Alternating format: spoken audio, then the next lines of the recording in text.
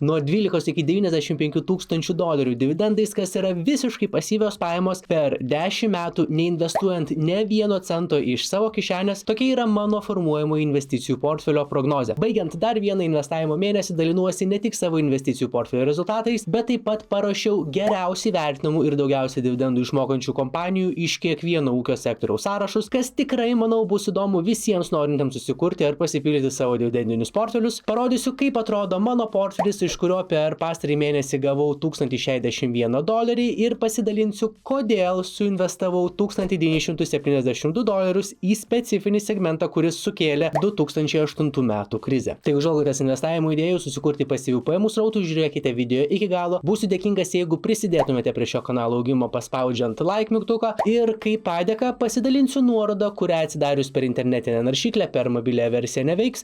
Galėsite detaliai matyti ir sekti mano pasyvių pajamų portfelį visumoje. Beje, klausimus rašykite komentaruose ir pradedam. Ačiū Jums. Mano portfelis šiam momentui susideda iš 3 dalių. Pasirinkimo sandorių fondų, į šią dalį jau suinvestavau tiek, kiek ir planavau, tai daugiau nebeinvestuosiu, bent jau kol kas. Verslo vystymo kompanijų, į šią dalį dar investuosiu ir trečia dalis yra nekilnojamo turto sektorius.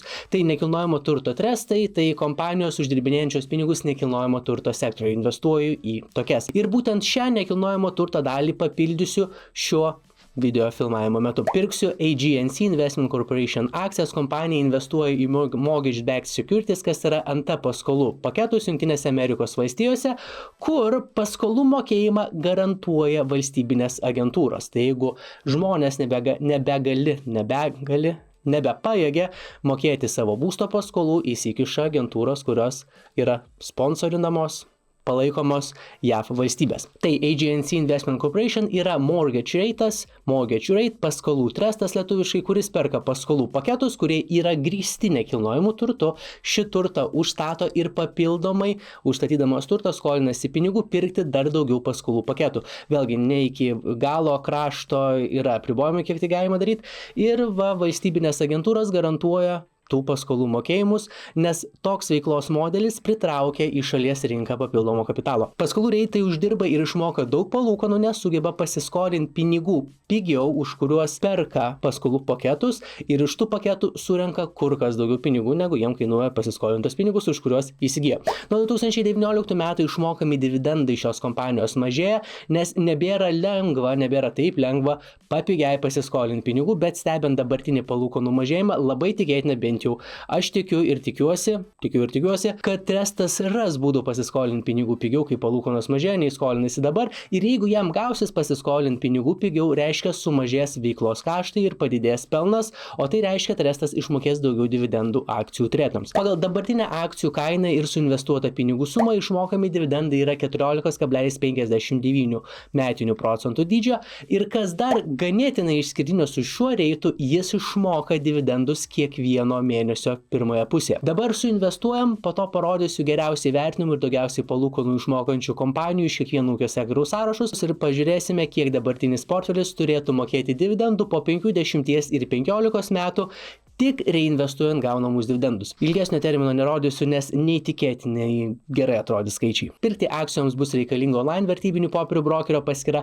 Kai rinksitės per kur investuoti, atkreipkite dėmesį, kad brokeris būtų licencijuotas, kiek ima ar lupa mokesčių ir naudojamasi paprastumą. Aš vienu brokeriu nustojau naudotis vien dėl to, kad buvo per sudėtingas. Turint online vertybinių popierių brokerio paskyrą, prisijungus paieškoje suvedam norimos pirkti kompanijos pavadinimą arba trumpinį. Šiandieninės kompanijos trumpinys yra AGNC. Tai suvedame trumpinį paieškos lange, pasirenkame, nurodome, kiek akcijų pirksime. Aš pirksiu 198 akcijas.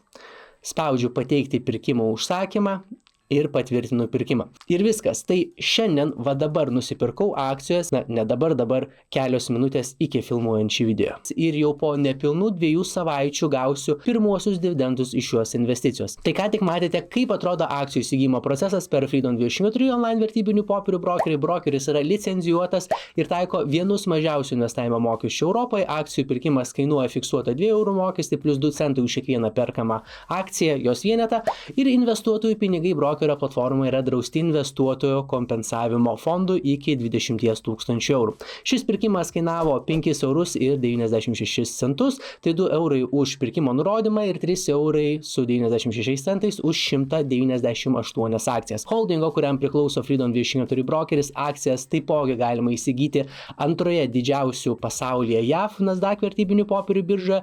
Tai jeigu dar neturite Freedom24 paskyros, video aprašyme rasite vardinę registracijos nuorodą ir visi, kas atsidarys paskyras ir pradės investuoti nuo 24 metų spalio iki 25 metų vasario 28 dienos, gaus iki 20 atsitiktinių akcijų dovanų, kad investavimo pradžia būtų įsimintinesnė, o kiekvienos akcijos vertė gali siekti $800.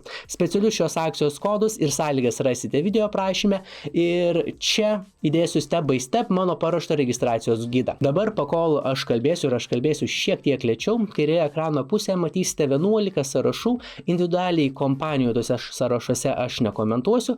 Tai dabar matote pagal šviežiausius investuotojų ekspertų, Wall Street analitikų ir matematinės analizės modelio vertinimus išfiltruotas, geriausiai vertinamas ir daugiausiai dividendų išmokančias kompanijas.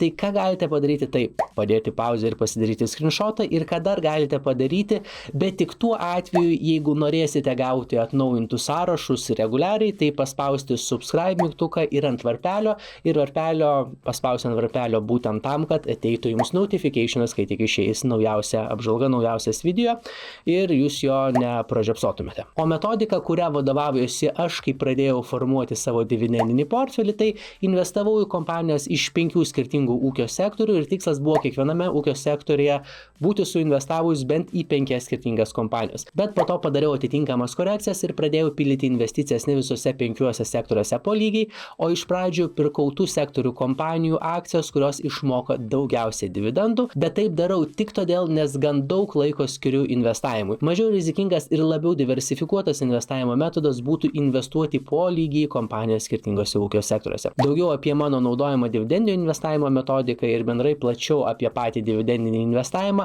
ką šiaip turėtų žinoti ir karts nuo karto pasikartoti kiekvienas investuotojas, atskirame video, kaip per 2 metus padidinau gaunamus dividendus nuo 33 iki $1000 per mėnesį. Nuoroda bus video kortelėje. Dabar smagiausiai daliai, bent jau man tai smagiausia dalis, žiūrim, kaip turėtų kisti, o tiksliau augti išmokami dividendai pamečiui. Tai pakoreguojam šiek tiek skaičiuoklę. Sakykime, kad akcijų kaina pamečiui kils, turimų akcijų kaina kils ne po 5%, o po 3% ir išmokami dividendai vidutiniškai augs po 3%, tik kompensuojant infliaciją. Tai, kad augo kompanijų akcija, reiškia už tuos pačius gaunamus dividendus vis mažiau vienetų gausis nusipirkti, bet dividendai taipogi didės po 3%. Šiai dienai mano portfelis išmoka tarp 12 ir 15 tūkstančių dolerių per metus, tai dividendai išmokami kiekvieną mėnesį ir kiek svyruoja, dėl to prognozė irgi kiek svyruoja.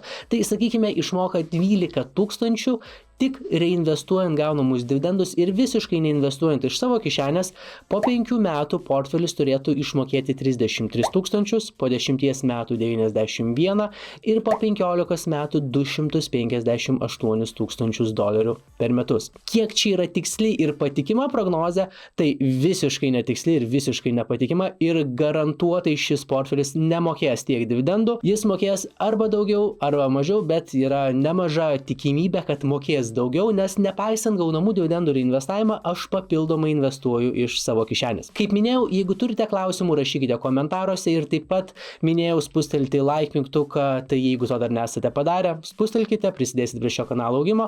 Su šią nuorodą galite matyti ir sekti mano investicijų portfelį, naujausius, geriausiai vertinamų ir daugiausiai dividendų mokančių kompanijų sąrašus pamatysite kitoje apžvalgoje. Sekite šį kanalą, jeigu norite gauti daugiau investavimo idėjų, įžvalgų ir naujienų, o jeigu dar nesate pasiruošę pradėti pirkti akcijas arba jeigu norite dar skirti laiko kompanijų paieškai, bet sakykime norite, kad jūsų pinigai jau pradėtų uždirbinėti pinigus, galite naudoti Freedom24 už biržinių vertybinių popierių apsikeitimo sandorių ilgalaikius planus, gaunant iki 4,7 ir 7% grąžos per metus, priklausomai nuo naudojamos valiutos, euro ar dolerių, arba galite naudoti vienos dienos už biržinių vertybinių popierių apsikeitimo sandorių sąskaitas, kurių veikimo principas yra toks taip pat, tik jų grąža yra išmokama kiekvienos darbo dienos gale. penktadieniais ir už savaitgalį, bet ir grąža kiek mažesnė negu ilgalaikių planų. Vardinę Freedom24 registracijos nuorodą ir kodus gauti iki 20 akcijų dovanų rasite video aprašyme. Čia galite pažiūrėti mano paruoštą step by step Freedom24 registracijos ir minėtų planų naudojimosi gidą ir daugiau investavimo idėjų, sėkmingų investavimo ir pasimatome kaip visat pirmadieniais, ketvirtadieniais ir kartais sekmadieniais.